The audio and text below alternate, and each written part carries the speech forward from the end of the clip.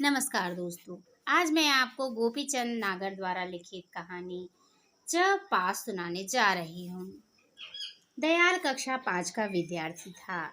सिर पर वार्षिक परीक्षा थी। 5वीं कक्षा की पढ़ाई मामूली पढ़ाई तो होती नहीं कि लापरवाही बरती जाए। दयाल पूरी तैयारी में था। वह आज का पर्चा हल करने के लिए घर से निकलने ही वाला था। घर से निकलने के पहले दयाल माँ के पास कमरे में गया। माँ बिस्तर पर लेटी हुई थी। दयाल की माँ कई दिनों से अस्वस्थ चल रही थी।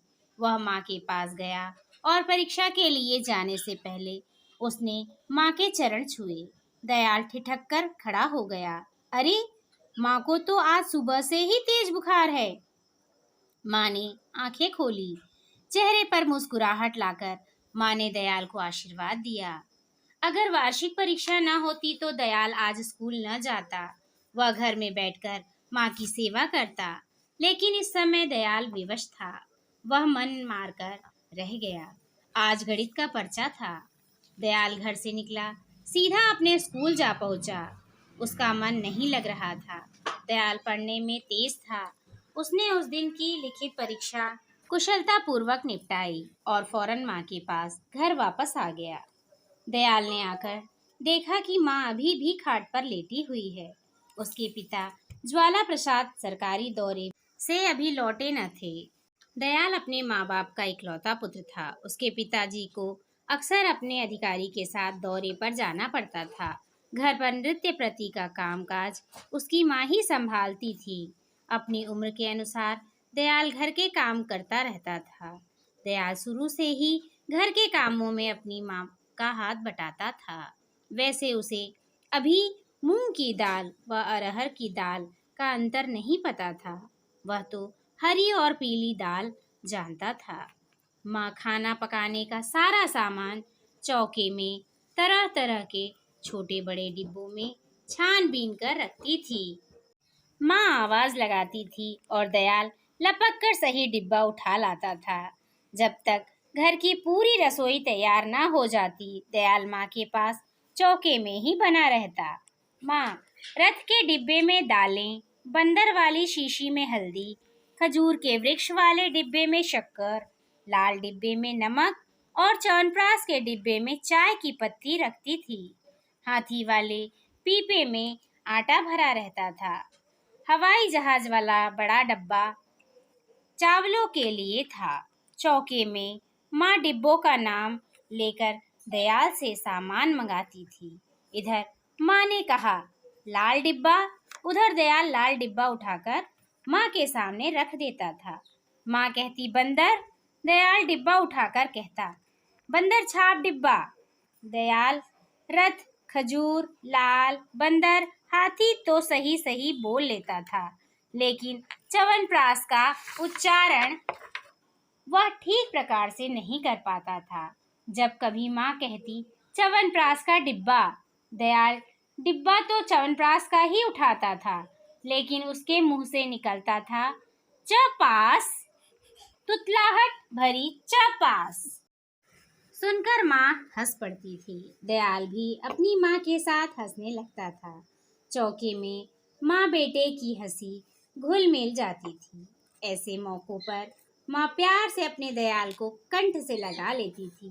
चौके में दयाल माँ का हाथ तो बटाता ही था, साथ ही बड़े ध्यान से देखता भी रहता था कि माँ कैसे गैस का चूल्हा जलाती है, उस पर कौन सा बर्तन रखती है, बर्तन में पहले क्या चीज़ डालती है, बर्तन को चूल्हे से कैसे उतारती है।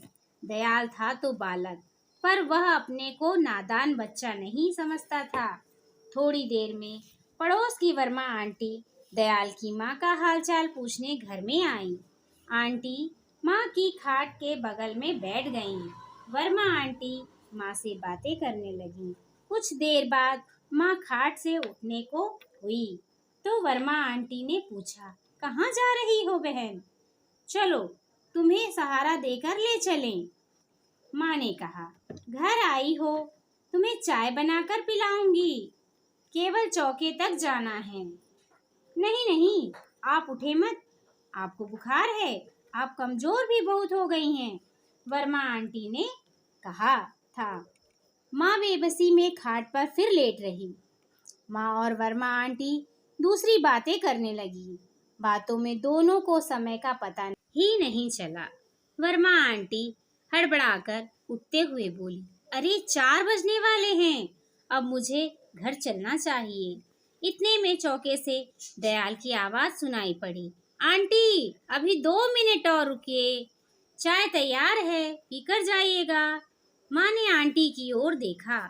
वर्मा आंटी लपक कर चौके में गईं। उन्होंने देखा कि गैस के चूल्हे पर एक पतीली चढ़ी है। पतीली में पानी खौल रहा है। दयाल हाथ में च्यवनप्राश का डिब्बा लिए खड़ा है। खजूर का डिब्बा भी बगल में खुला रखा है। वर्मा आंटी ने पतीले के पानी की मात्रा को गौर से देखा।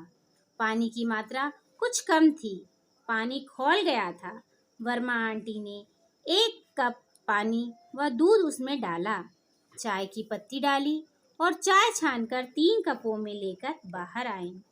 वर्मा आंटी ने माँ को चाय का प्याला दिया। माँ बड़ी खुश नजर आई। माँ ने पहले कप को मुंह से लगाया। चाय सुड़कते ही माँ का चेहरा खिल उठा। माँ ने दयाल की ओर ललक भरी निगाह से देखा।